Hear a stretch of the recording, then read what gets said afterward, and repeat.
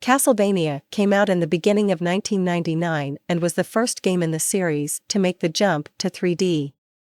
Introducing us to Reinhard Schneider and Carrie Fernandez, the whipping vampire hunter of the Belmont line, and a gifted orphan with magical powers. Make your choice and embark on your new quest to slay Count Dracula once and for all. At least until the next game comes out. We start the game off with some narration and a text scroll. From there, we branch off to our playable character outside of Dracula's castle. There isn't much difference between the two characters apart from weapons and speed. Carrie can move faster and jumps a lot farther. Reinhard has the whip and a sword, while Carrie fights with a magic ball you can charge and the ring smash. Don't ask. The best thing about the magic projectile is that it has a homing system and can take out multiple enemies at once. Whereas the whip can only hit in one direction. That's actually a step down from all the angles you had to swing it in older games. Like a certain Super Nintendo game where you could swing in 8 different directions. What the hell happened? Both get access to the classic Castlevania projectile weapons such as knives, axes, holy water, and crosses.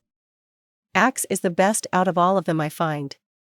Maybe crosses and holy water would be beneficial for me if I had vampires to face, but you run into them the least amount of any creature. Overall, Carrie is by far the easiest character to play as. Why is it always the woman who's easy? The control stick is more sensitive than a penis.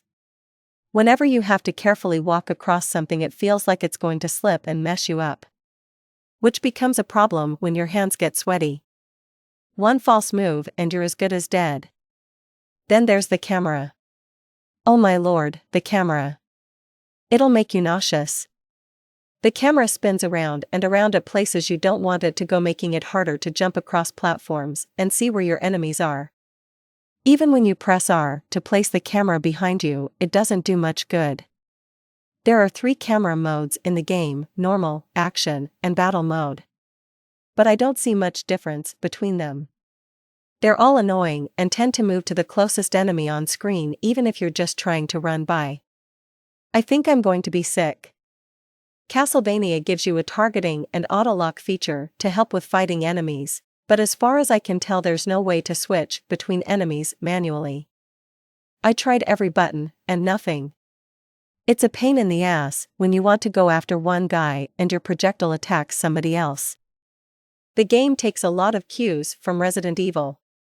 First-person perspective, entering doors, the way words go across the screen when examining an object, the big reveal of the first enemy you fight, and the main hallway in Stage 3. You tell me it doesn't look like the Spencer Mansion's hallway. We also have a day-night system where certain events can only be triggered at a certain time of day. This also includes character appearances and rooms, where you can either wait for the time to pass, or use a day or night card to time skip. Be careful, though. If you take more than 16 in-game days to beat the game, you'll get the bad ending. Konami gave us an atmosphere that represents the spirit of the franchise well, while incorporating several survival horror elements into it to keep you on the edge of your seat. As far as making the switch from 2D to 3D goes, it isn't half bad. 13 levels make up the game, with alternating stages depending on which character you select. Same goes for enemies and bosses.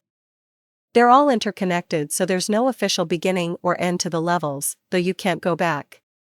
Throughout these levels, we have enemies such as we have skeletons, bats, vampires, spider women, lizard men, and the list goes on. Enemies in this game are relentless. You're never given enough time to take a breather and figure things out. It's just non-stop bad guys jumping in to kill you. Stage 3 is the first level where you can actually run around without threat of death everywhere you go. Graphics aren't bad for the late 90s. If you grew up in that era like I did, there isn't a whole lot that stands out as terribly bad. Except maybe Carrie's arms. Art style makes it feel very Halloween-y. Something that can be unavoidable at times given the genre, but a lot of it feels like something meant to be played on Halloween. Sometimes to an even generic level. It gives and take. You either like it or you don't. Now for something that's a big pet peeve of mine. If you play the game on easy, you don't get the whole experience. You only get the first 5 levels. Going into it, how are you supposed to know? You don't. You play on the difficulty you want, and if it's the wrong one, you're given a huge middle finger. Locking the game out on easy doesn't make me want to pick a higher difficulty. It just makes me want to throw you in the fucking garbage. Why even have an easy mode at all? Just have us play the game on normal if you're going to do that shit. Castlevania suffers from only a few, but very glaring flaws in design. Had they polished the controls, fixed the camera, and maybe add a bit more variety in the characters' attacks, it would be a lot more enjoyable. As it stands now, it's not a bad game if you can look past those faults. It's not Symphony of the Night, but that doesn't have to be seen as a bad thing. PlayStation and Nintendo fans both got something different with their Castlevania, and it provides a nice bit of variety for fans. Try it.